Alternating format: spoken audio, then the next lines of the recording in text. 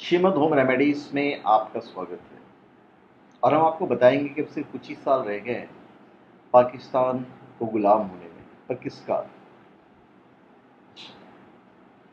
पाकिस्तान ये समझ रहा है या नहीं समझ रहा है, ये तो भगवान जाने। लेकिन चाइना पाक इकोनॉमिक कॉरिडोर, जिसे CPEC मैच कहा जाता है, ये सिर्फ एक कॉरिडोर भर नहीं है। इसके जरिए पाकिस्तान अपनी अर्थव्यवस्था में बड़े बदलाव की उम्मीद कर रहा है। ये पाकिस्तान का सोचना है। उन्हें अपनी बात के पक्ष में कई दलीलें भी दी हैं। इनमें सबसे अहम यह है कि इकोनॉमिक कॉरिडोर को लेकर चीन ने पाकिस्तानी सरकार और अधिकारियों को भी कुछ ज़्यादा जानकारी नहीं दी। हकीकत तो यही है। यहाँ तक कि पूरे प्रोजेक्ट में स्थानीय सरकार और प्रशासन की दखल ना के बराबर है। 10 साल के अंदर आप देखिएगा पाकिस्तान जो है वो पूरी तरह से चीन के नियंत्रण में आ जाएगा। CPEC का 15 साल का जो मास्टर प्लान सामने आया है, उसकी मौजूदा शर्तों के मुताबिक पाकिस्तान पूरी तरह से चीन के रहमो करम पर निर्भर हो जाएगा। और इस मास्टर प्लान की कॉपी ET के पास है। उसके मुताबिक CPEC के जरिए पाकिस्तान की अर्थव्यवस्था के अधिकतर सेक्टरों और वहाँ के समाज में चीनी कंपनियां और चीनी संस्कृति की बड़े पैमाने पर पैठ हो जाएगी। अभी one belt one road project का हिस्सा है CPEC। इसका एक ही मकसद है, दुनिया में अपनी ताकत बढ़ाना और खुद को महाशक्ति के तौर पर स्थापित करना। चीन के कारोबार के लिए फारस की खाड़ी तक पहुंच बहुत मायने रखती है। पाकिस्तान इस रोड के जरिए उसे वो पहुंच दे देगा। ये कोई एक कॉरिडोर नहीं है, बल्कि पाकिस्तान का एक बड़ा हिस्सा है।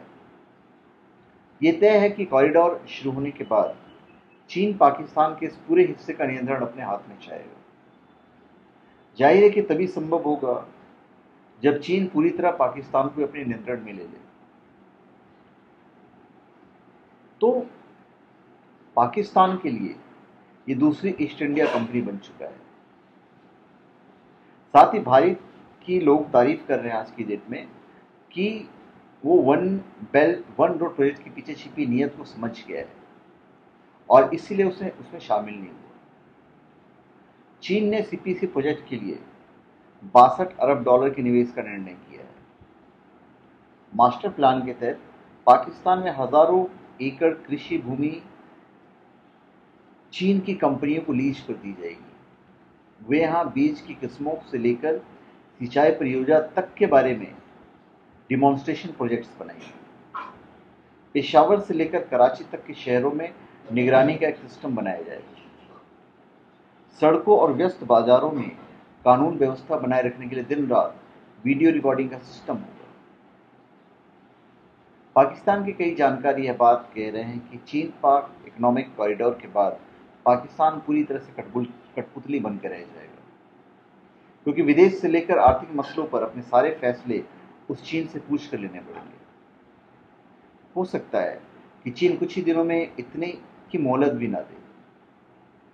चीन CPEC में भारी निवेश कर रहा है कि मतलब जो जितने पैसे वो खर्च कर रहा है इसका तो कोई हिसाब ही नहीं है।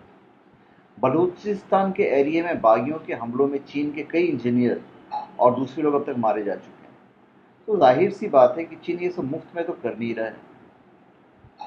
पाकिस्तान का राजनीतिक नेतृत्व और सेना इस बात को अच्छी तरह समझ रहे हैं और चीन की इस दखल से पाकिस्तान को फौरी तौर पर फायदा होगा।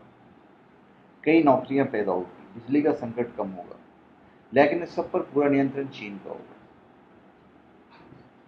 एक चीज हम आपको बता दें कि ये एक पुरानी रणनीति रही है। वो जिस भी देश में कारोबारी तौर पर काम करता है, वहां के सारे सरकार और प्रशासनिक तंत्र को अपने कब्जे में लेने की कोशिश करता है।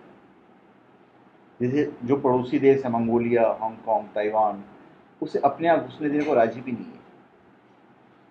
कुछ साल पहले चीन ने श्रीलंका, ताजिकिस्तान और कुछ अफ्रीकी देशों में इंफ्रास्ट्रक्चर में इन्वेस्टमेंट किया था, लेकिन इनमें से सभी इन्होंने बोरिया बिस्तर समेट कर जाने को कह दिया। इसी तरह बांग्लादेश चीन की कंपनियों को पूरी तरह अपनी शर्तों पर इजाजत देता है। पाकिस्तान के आगे दिक्कत यह है कि उनके पास चीन को जाने के लिए कहने का विकल्प भी नहीं होगा।